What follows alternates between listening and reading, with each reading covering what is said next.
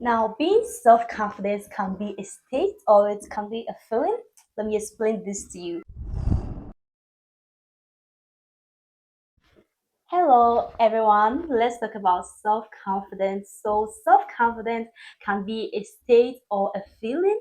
A state is just having that internal belief that you have the confidence and you are just being of it. A feeling can be achieving small goals that you set for yourself, and then this confidence come out of it as a result. So today we are going to be talking about building your confidence with these practical tips that I've laid down here. So today's episode is all about confidence, confidence, confidence, confidence, confidence, confidence. So let's define what confidence is about before we go deeper into today's video. So I'll put down here that confidence is the belief in one's abilities, qualities, and judgment. It involves a positive sense of self assurance and trust in one's capacity to handle various situations or challenges. So, self confidence is believing in your capabilities, knowing that you can do this and you can do that, taking full charge of your life, and just going about this kind of state of feeling that you can just overcome every situation or circumstances you find yourself in, and you know your qualities and you believe in your capabilities. This is all that self-confidence is about. Now let's get into the steps that will help you to get your self-confidence. So the first step I have here is know and define your values. That's the first step I have here. So you should know before you define your values. Now, what are values? Values are the principles, beliefs, standards that guide how we live our lives and make decisions. They represent what is most important to us, shaping our actions and priorities, and how we interact with the world. So, our value are the standard that we believe in, something that shapes our attitude, something that helps us to make decisions in our life. Valued can be moral valued can be honesty, kindness, and everything positive. And you can also have yourself, God, and career and your family as the value. So before you can get the self-confidence, you need to know your values. Let me use myself as an example. Now, my value is God, myself, my family, and my career. Now, when you're setting these values, you need to choose the one that's, let's say, the one that's uppermost of all. So before I just know my values, I wrote them down, and I chose God to be the first value, and I chose myself to be the second value, and I chose my family to be the third value, and I chose my career to be my third value. Now, these are the beliefs and the standards and the principle I have myself, that no matter what, I'm going to follow God. I can let myself down, but never and ever would I let God down. So, depending on how you arrange your values, you know how it impacts on your life. So, if you want to have self confidence, know your values and always follow that value. The second step I have is don't let anything or anyone bring your integrity down. Now, let's define what integrity is. Integrity is the quality of being honest, having strong moral principles, and consistently acting in alignment with those principles, even when no one is watching.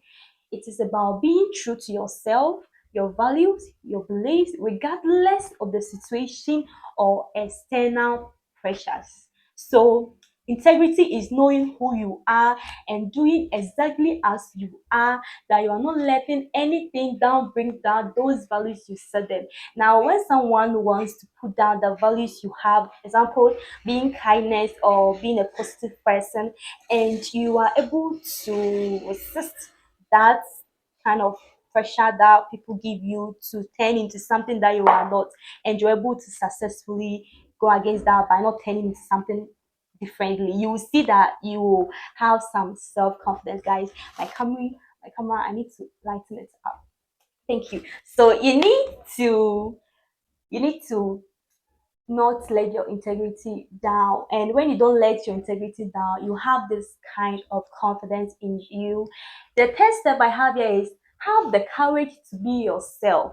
Develop strength and resiliency, overcome self doubt. Now, another way that you can have self confidence is be your true self. Now, you need to know who you are, that you're not letting anyone bring down those values that you have. So, be your true self, be authentically you, don't fake. When you just be yourself and people accept who you are, you see you have this kind of confidence within you and it will shine wherever you go.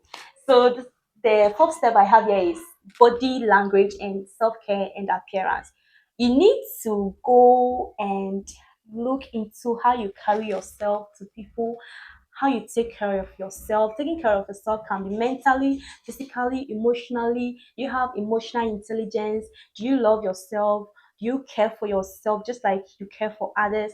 And you just put in effort to look good and look great wherever you find yourself to be. Now, body language can be purchased. So, example is when you are talking to someone, you need to have eye contact with the person, and you need to have a very straight chest, like shoulders like this, and your chin needs to be up like this when you are having conversation with someone. All of that shows that you have the confidence. Example, when you are walking along the roadside, you need to be walking in long, how should I even put this? In long intervals, like you when you are catwalking, it should be long, it should be short intervals, and that one too would help you to get the confidence. And the fifth step is so important, guys. Surround yourself with positivity and accept mistake. You can't be having confidence while you surround yourself with negative people. Sorry, negative people. You need to be around, be in a positive environment. Now, positivity is an attitude or mindset that focuses on in the good aspect of life, even in challenging situations. So, being positive doesn't mean that circumstances are not going to happen. Circumstances happen and life moves on always. So you need to be positive. Being positive in that circumstances that is very challenging, that you are able to just control yourself, be under control and giving the rest to God and just being there without being blamed yourself up or being negative, having negative thinking and actions. You see, you develop a sense of confidence within you. Try this, you will just testify about that. You will just try everything. It's not about trying. Do it. Don't try, do it. So you need to be positive. Circumstances happen day in, day out. Things happen that you even never thought it can happen to you. And when that happens and you are able to find your way out at the end, you will have a very special sense of confidence that you've never felt before. Another sixth point is visualizing success. Now you will set and achieve goals, and you were how should I put it? You will celebrate your goals. You celebrate your goals when you are able to achieve them. Now, even when you set the goals in present tense, if you don't know how to set goals, I have a video here that you can learn how to set goals. Now, let me continue the talk. So you need to visualize your success. Visualizing your success helps the brain to reinforce the belief that achieving goals is possible, which strengthens both determinations and confidence. Now, when you set goals, before you achieve the goals, you need to believe in the goals that you set. So let's say I said that I want to be a very big YouTuber by the end of this or that, targeting this years or that, and I've set that goal and I'm not believing it. I'm doubting it. Will it even be possible that I become a big YouTuber like that? Right now, you need to achieve goals only by believing in the goals you've written, clearly stated. So visualizing the success that you've already achieved that goal would help you to have the confidence because you believe that someone created you and he provides for you. There is no need because before you've even asked, he has given unto you. So these are the steps that will help you to have confidence like never before. If I left anything out, please let me know in the comment section. Okay. And confidence doesn't come out of nowhere.